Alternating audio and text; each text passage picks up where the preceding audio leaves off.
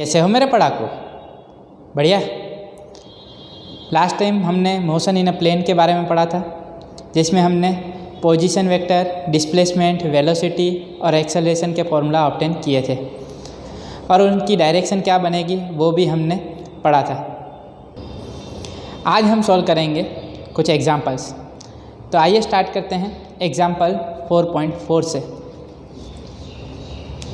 The position of a particle is given by vector r is equal to 3.0 t I cap plus 2.0 t square j cap plus 5.0 k cap, where t is in seconds and the coefficients have the proper units for vector r to be in meters।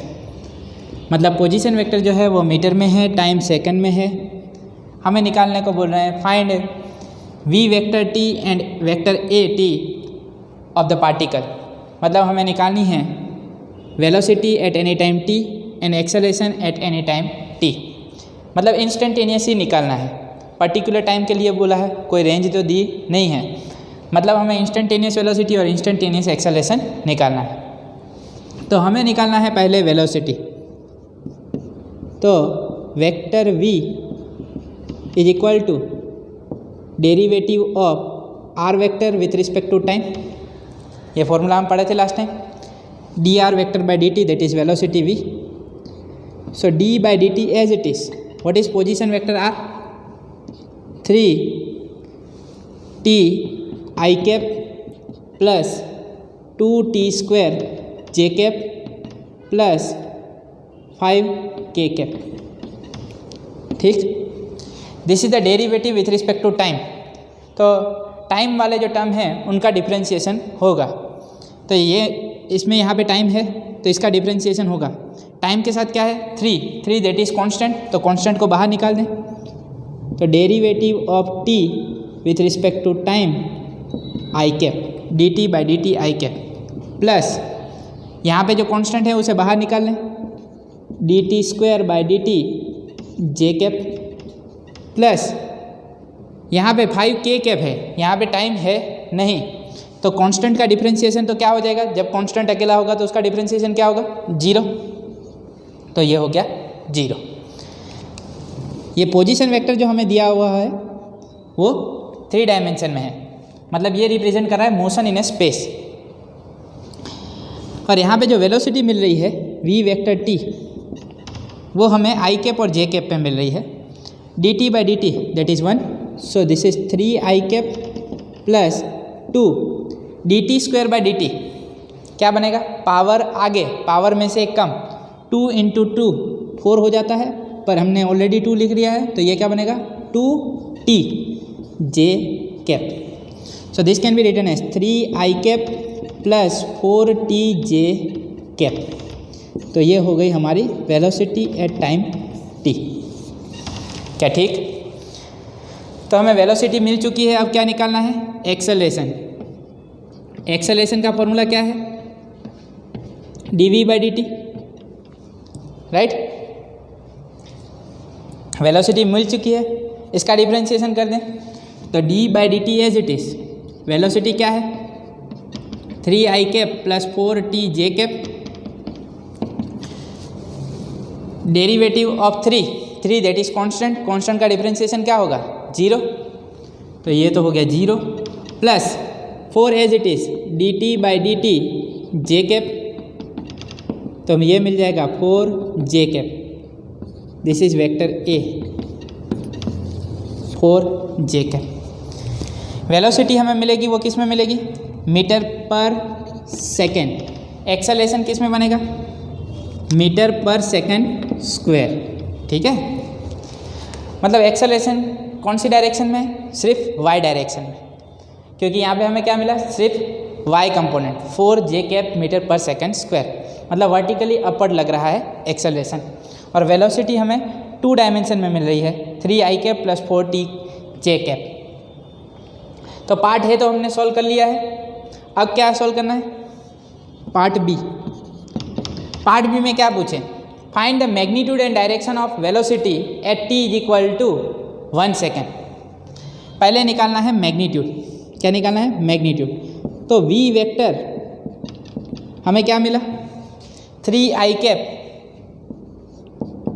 Plus 4t J cap. अब हमें time दिया हुआ है at t is equal to 1 second,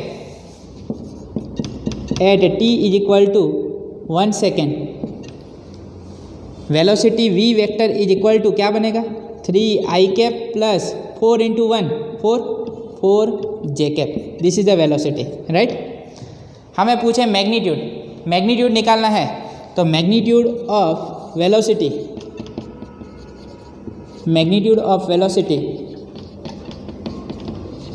that is v is equal to, मुझे बताओ velocity कैसे निकालते हैं, अंडर रूट पहले कंपोनेंट का स्क्वायर, पहला कंपोनेंट कौन है 3 का स्क्वायर क्या हो जाएगा 9 प्लस दूसरे कंपोनेंट का square 4 square, 3 square 9 plus 4 square 16 plus 9 25।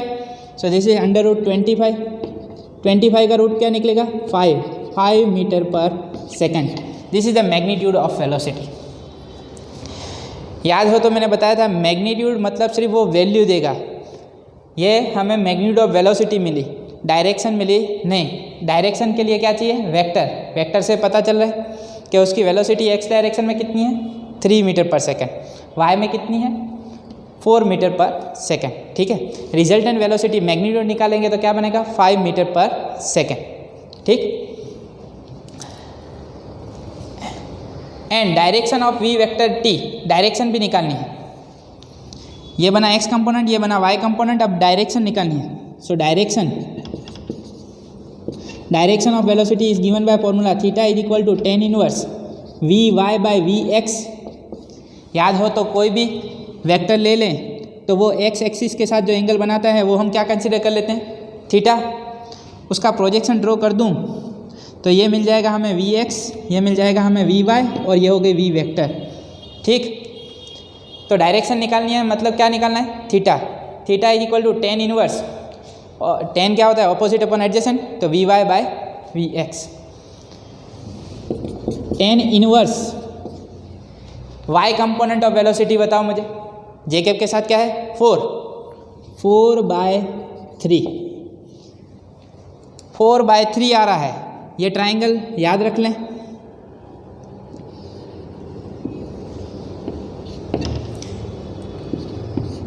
Three 4 और ये हो जाएगा 5, 3 4 5 का ट्राइंगल है, ठीक है। तो ये एंगल जो बनेगा वो बनेगा 53 डिग्री, क्या बनेगा 53 डिग्री। 3 4 5 का ट्राइंगल है, अगर एंगल के सामने वाली साइड क्या है 4 तो ये क्या बनेगा 53 डिग्री। 3 4 5 वाला ट्राइंगल है, राइट एंगल ट्राइंगल। तो अब ध्यान से देखो tan 53 डिग्री क्या बने ऑपोजिट अपॉन एडजेसेंट, यहाँ से निकालो tan 53 डिग्री क्या बनेगा ऑपोजिट अपॉन एडजेसेंट, ऑपोजिट क्या है 4/3, क्या ठीक। तो tan इनवर्स 4/3 क्या बनेगा 53 degree. So this is the angle with x axis. So this velocity vector will make an angle 53 degree with x axis. Magnitude भी मिल गया, डायरेक्शन भी मिल गई, वेलोसिटी वेक्टर भी मिल गया, एक्सेलरेशन वेक्टर भी मिल गया, और ये हो गया हमारा एग्जाम्पल 4.4। समझ में आ गया एकदम परफेक्ट। नोट डाउन करना है, जल्दी से नोट डाउन कर लीजिए।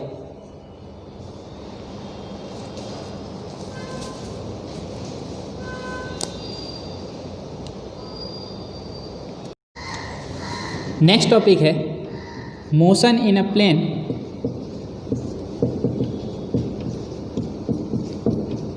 With constant acceleration. याद आया कुछ?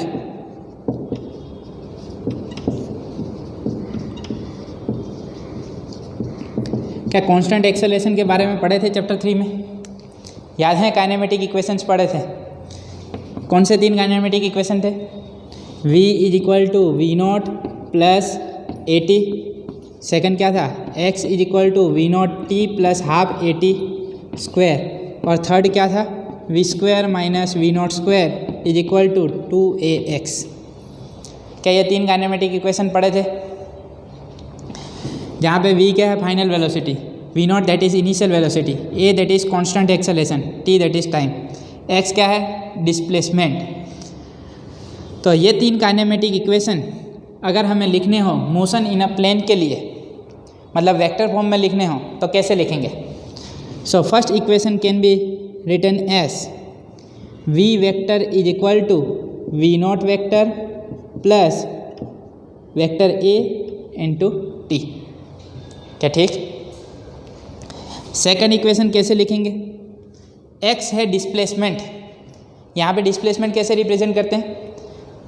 पोजीशन वेक्टर के टर्म में, r vector minus r naught vector is equal to we naught vector t plus half a vector t square. R vector minus r naught vector is equal to we naught vector t plus half vector A into t square. तो इसको ऐसे लिखा जाएगा r vector is equal to r naught vector plus v naught vector t plus half a vector t square. This is position at time t is equal to 0। This is position vector at time t। Third equation कैसे लिखें? Third equation लिखना हो तो v square minus we naught square is equal to 2 a vector dot r vector minus r naught vector. Square कर रहे हैं तो हमें जो भी मिलेगी वो मैग्नीट्यूड मिलेगा, मतलब वैल्यू मिलेगी, डायरेक्शन मिलेगी नहीं, स्क्वायर करेंगे तो यहाँ पे क्या हो जाएगा v square minus we naught square is equal to 2a vector into r vector minus r naught vector. तो ये हो गए तीन काइनेमेटिक इक्वेशन जब हमारे पास होगा motion in a plane. When we are dealing with motion in 2 dimension or 3 dimension, at that time we have to use these 3 kinematic equations। क्या ठीक? तो पहले वाले 3 काइनेमेटिक इक्वेशन याद हैं तो ये 3 काइनेमेटिक इक्वेशन हम इजीली बना सकते हैं। जब हम मोशन इन अ प्लेन के बारे में पढ़ रहे हैं तो ये इक्वेशंस जो हैं वो उसके कंपोनेंट के फॉर्म में भी लिखी जा सकती हैं। जैसे v vector is equal to we naught vector plus a vector t को लिखना है तो उसे कैसे लिखेंगे? When we want to write x component of velocity, तो x component कैसे लिखेंगे? Vx is equal to v naught x plus ax t। y component चाहिए तो vy is equal to v naught y plus ay t। क्योंकि हम जब motion in 2 dimension पढ़ रहे हैं तो उसे स्टडी करने के लिए हम इंडिविजुअली एक डायमेंशन का मोशन स्टडी करेंगे फिर सेकंड डायमेंशन का, क्योंकि ये सारी चीज़ें आप लोगों को आगे की थियरी में काम आने वाली है। जब हम प्रोजेक्टाइल मोशन पढ़ेंगे, जब हम सर्कुलर मोशन पढ़ेंगे तो ये चीज़ें आप लोगों को काम आएंगी, उसे उसके कंपोनेंट में हमें रिजॉल्व करना होगा। वैसे ही इसको रिप्रेजेंट करना हो तो कैसे बनेगा? देखो आर वेक्टर है वो पोजीशन वेक्टर है, उसके भी 2 कंपोनेंट बनेंगे। आर वेक्टर को याद है मैंने कैसे लिखा था? X i cap plus Y j cap. तो इसके 2 कंपोनेंट बने तो कैसे लिख सकते हैं? X is equal to x naught plus v naught x t plus half a x t square. क्या ठीक? वैसे ही वाई कंपोनेंट के लिए लिखूँ तो क्या बनेगा? Y is equal to y naught plus v naught y t plus half a y t square. तो ऐसे उसके कंपोनेंट फॉर्म में इन इक्वेशंस को लिखा जा सकता है। ये सारी चीज़ें हमें काम आएंगी। अब जो एग्जाम्पल सॉल्व करने वाले हैं उसमें भी हमें ये चीज़ काम आने वाली है। तो नोट डाउन करना है, फटाफट से लिख लीजिए, फिर सॉल्व करते हैं next example, that is example 4.5।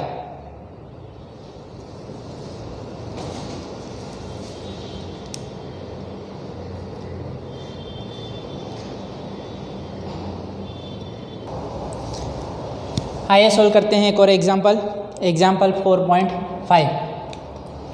A particle starts from origin at t is equal to 0 with a velocity 5.0 I cap meter per second। क्या दिया? at time t is equal to 0 with a velocity 5.0 I cap meter per second। v naught vector is equal to 5.0 I cap meter per second initially the हुई है at time t is equal to 0 and moves in xy plane under action of a force which produces a constant acceleration। vector A is given 3.0 I cap plus 2.0 J cap meter per second square। क्या पूछे पहले, what is the y coordinate, y coordinate निकालना है। Y coordinate of the particle at the instant x coordinate is 84 metre. जब x is equal to 84 metre मिल रहा है तब y कोऑर्डिनेट क्या होगा। चलो x और y कोऑर्डिनेट तो बाद में मिलेंगे, पहले हमें निकाल लेना चाहिए पोजीशन वेक्टर। क्या निकाल लेना चाहिए, पोजीशन वेक्टर। अब पार्टिकल स्टार्ट्स फ्रॉम ओरिजिन, मतलब आर नॉट वेक्टर क्या हो जाएगा, 0। ओरिजिन से स्टार्ट कर रहा है तो आर नॉट वेक्टर भी क्या हो जाएगा, 0। तो याद हो तो अभी हम फॉर्मूला पढ़े, r vector is equal to r naught vector plus v naught vector t plus half a vector t square, right. R naught तो है 0, तो सीधा वी नॉट वेक्टर पे आ जाते हैं, क्या है 5 आई कैप, तो this is 5t I cap plus half, ये क्या मिला acceleration 3 I cap plus 2 J cap into t square. तो ये मिलेगा हमें 5t plus 3/2 t square i cap plus 2/2 that is 1, so that is t square j cap. ध्यान से देखो, और कुछ भी नहीं किया, मैं भाई भाई पास में लाया, भाई भाई मतलब आई कैप वाला 5t as it is, i cap common निकालने वाले हैं, 3/2 into t square i cap common plus 2/2 1 into t square j cap. So this is position vector r. अब मुझे बताओ, आर वेक्टर मिल चुका है तो उसके एक्स और वाई कोऑर्डिनेट भी मिल जाएंगे मुझे, because vector r is represented as x i cap and y j cap, क्या ठीक। तो आई कैप के साथ जो भी है वो क्या हो गया एक्स, जे कैप के साथ जो भी है वो क्या हो गया वाई। तो एक्स मिलेगा हमें 5t प्लस 3/2 टी स्क्वायर, क्या ठीक। और y हमें क्या मिल रहा है, y देखो ध्यान से टी स्क्वायर, क्या ठीक। तो x और y कोऑर्डिनेट मिल चुके, पर हमें बोला है x is equal to 84 metre हो तब y की वैल्यू क्या होगी। तो यहाँ पे x की जगह क्या सब्स्टिट्यूट कर दें, 84 metre. When x is equal to 84 meter, at that time this can be written as 84 is equal to 5t plus 3/2 t square। चलो एलसीएम ले ले, क्या बनेगा 84 into 2, 84 into 2 168, 5 into 2 10t plus 3t square. तो इसको ऐसे लिखा जा सकता है 3t square plus 10t minus 168, it is equal to 0। 3t square plus 10t minus 168 is equal to 0। ये बना क्वाड्रेटिक इक्वेशन। अब इसका फैक्टराइजेशन कैसे करें, थोड़ा सा डिफिकल्ट हो जाएगा। 168 इंटू 3 500 समथिंग मिलेगा, और इसको कैसे करें फैक्टराइज, थोड़ा सा डिफिकल्ट है। सीधा क्वाड्रेटिक इक्वेशन का सॉल्यूशन हम कैसे निकालते हैं, याद है, यहाँ पे हमें निकालना है टाइम। तो टाइम कैसे निकलेगा, सॉल्यूशन याद है, माइनस बी प्लस और minus under root b square minus 4ac upon 2a। ये बनेगा a, ये बनेगा b, ये बनेगा c, ठीक। तो मुझे बताओ क्या बनेगा, माइनस बी माइनस 10 प्लस और minus under root b square क्या बनेगा 100 माइनस 4 इंटू ए क्या है 3 और c क्या है माइनस 168 अपॉन 2 इंटू ए क्या है 3 माइनस 10 प्लस और माइनस अंडर रूट, सीधा हमने 10 का स्क्वायर 100 ही कर दिया, ठीक है। Minus minus plus, this is under root 100 plus 4 into 3 12 into 168 करो, मिलेगा 2016 4 इंटू 3 इंटू 168 अपॉन 6, तो -10 प्लस और minus under root this is 2116 upon 6, under root 2116 निकालें तो ये मिलेगा हमें 46 -10 प्लस और माइनस 46 अपॉन 6। तो इसके t की पॉसिबिलिटी कितनी है? This t is equal to -10 plus 46 upon 6 और t is equal to -10 minus 46 upon 6। -10 plus 46 क्या बने? 36। 36 बाई 6 क्या बने? 6 सेकेंड। तो t is equal to 6 second और t is equal to -10 minus 46 minus 56, t is equal to -56 by 6 second. Time कभी negative हो सकता नहीं है, तो पॉसिबल आंसर क्या है? t is equal to 6 second. तो टाइम क्या होना चाहिए? 6 सेकेंड। तो टाइम तो हमें मिल गया कि कौन से टाइम पे x कोऑर्डिनेट मिल रहा होगा 84 मीटर? 6 सेकेंड पे। उसी समय पे y कोऑर्डिनेट क्या मिले? चलो सब्स्टिट्यूट वैल्यू ऑफ t, तो y मिलेगा 6 स्क्वायर दैट इज 36 मीटर। क्या ठीक? x कोऑर्डिनेट मिल गया, y कोऑर्डिनेट मिल गया। तो पार्ट ए हमने सॉल्व कर लिया है। Part b, what is the speed of the particle at this time? क्या पूछे? स्पीड।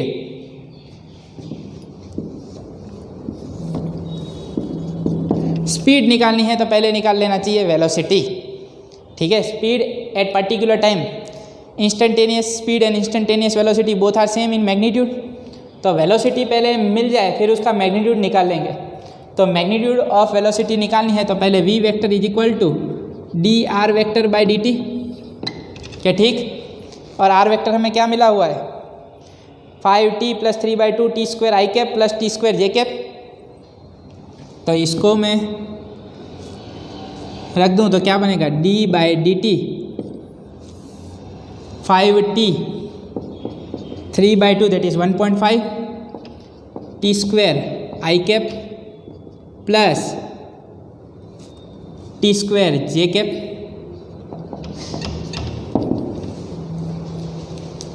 चलो d by d t of 5t 5 1.5 as it is, power आगे तो 3 dt by 3t, so 5 plus 3t i cap plus t square का differentiation क्या होगा?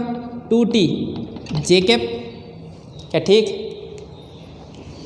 चलो ये तो मिली वेलोसिटी एट टाइम t, पर हमें टाइम भी दिया हुआ है, कौन से समय पे निकालना है? What is the speed of the particle at this time? This time मतलब 6 सेकेंड मिला ना, जब x कोऑर्डिनेट हो रहा है 84 मीटर और y कोऑर्डिनेट बन रहा है 36 मीटर, तब वेलोसिटी कितनी है? So substitute t is equal to at t is equal to 6 second, v vector is equal to क्या बनेगा? 6 into 3 18, 18 plus 5 23 I cap plus 2 into 6 12 J cap. अब याद करो मैग्नीट्यूड ऑफ वेलोसिटी कैसे निकालें? अंडर रूट पहले कंपोनेंट का square plus दूसरे कंपोनेंट का स्क्वायर। तो ये निकालोगे तो 23 स्क्वायर प्लस 12 स्क्वायर। सब्स्टिट्यूट करो, वेलोसिटी मिल जाएगी करीब करीब 26 मीटर पर second. Nearly magnitude of velocity that is 26 metre पर second, and magnitude of velocity and magnitude of speed will be same when we are considering instantaneous velocity और instantaneous speed. Magnitude तो same मिलेगा, मतलब particular time पे जा रहे हैं तो कोई चिंता नहीं है। तो ये मिल गई हमें speed at time t is equal to 6 second. अच्छे से इसे सॉल्व करना, काफ़ी बच्चे एग्ज़ाम में इसमें गड़बड़ करते हैं। ठीक है, तो पहले इस एग्जाम्पल को लिख लो। टाइम देता हूँ, जल्दी से एग्जाम्पल 4.5 लिख लें।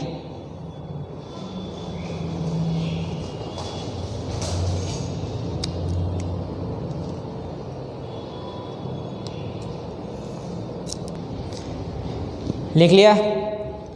तो आज जैसे हमने एग्जाम्पल 4.4 और एग्जाम्पल 4.5 सॉल्व किए हैं, सेम वैसे ही न्यूमेरिकल एक्सरसाइज में है, एक्सरसाइज न्यूमेरिकल 4.20 एंड 4.21।